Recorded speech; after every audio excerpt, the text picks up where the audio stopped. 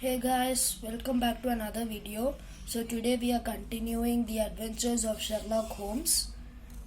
Chapter 2, The Red-Headed League, Part 4. So last time we stopped till here. And so let's continue. Yes, and before we extinguish the light, I want you all to take positions. We will be at an advantage. But they could still do us harm. Watson, if they fire a weapon, don't hesitate to shoot them down, Sherlock said before closing the cover on the lantern. We covered in absolute darkness. Only the smell of hot metal remained to remind us that the light was still there. I placed my gun on top of the crate behind which I positioned myself. It seemed like the night had passed and it was almost time for dawn. When indeed it had just been an hour. They can only escape through the back and return to the house. I hope you have done what I told you to, Sherlock asked Jones. I have stationed an inspector and 2 officers at the front door, he replied. My limbs had become numb from sitting in one position, but I was afraid to move. I could only hear breathing of my companions, and my sense of hearing was so accurate that I could differentiate their sound. From my position, I could look over the floor. At first, it looked like a spark on the pavement. Then it lengthened and became a line. Then suddenly it was a gash. Light flooded in the room as a hand emerged from the gaping hole in the floor. The hand disappeared only to emerge after a moment. Then the white square stone turned over and gaping hole could be seen. Out came a clean-cut boy who hauled his companion out of the hole. After him, the other man was small with a pale face and red hair. All is clear, he whispered and told his companion to get the bag and chisel. As soon as both the men were in the vault, me and my comrades jumped out of our positions and tackled the 2 thieves to the ground. Mr. Jonas, the police officer, handcuffed them and dragged them into the carriage along with 3 other policemen. He had called for backup. Well done, John Clay. Your red-headed idea was quite unique and brilliant, Sherlock remarked. John Clay complimented Sherlock on his success in stopping the robbery and then spoke to the policeman.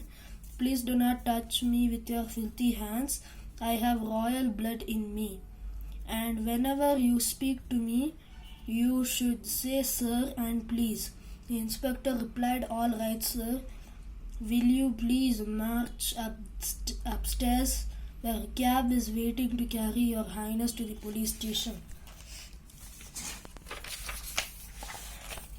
John Clay bowed down to the 3 of us and walked down in a dignified way in the custody of the police officer. I must say, Mr. Holmes, I don't know how the bank can repay you. You have detected and prevented the most creative bank robbery I have seen in my life, said Mr. Merriweather.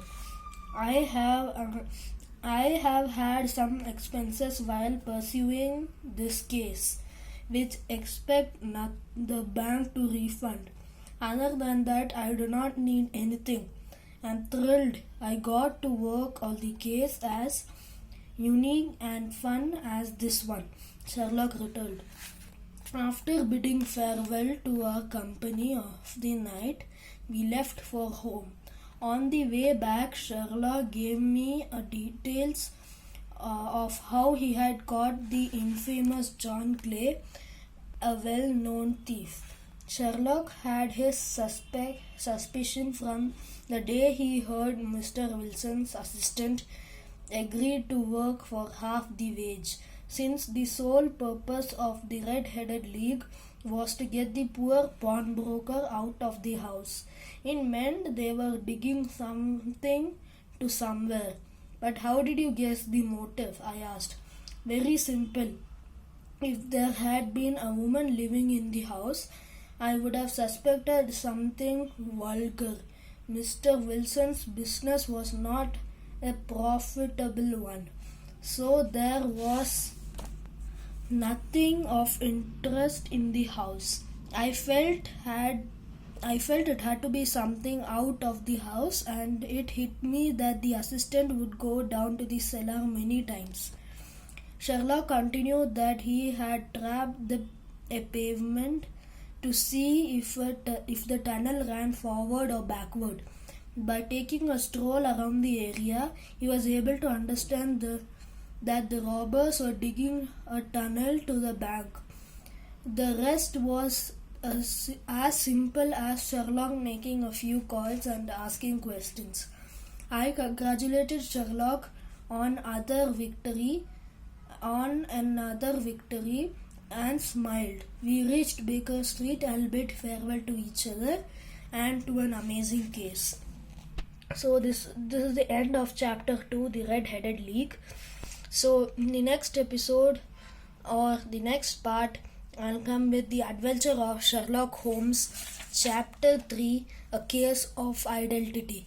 So I'll see you in the next video. Bye.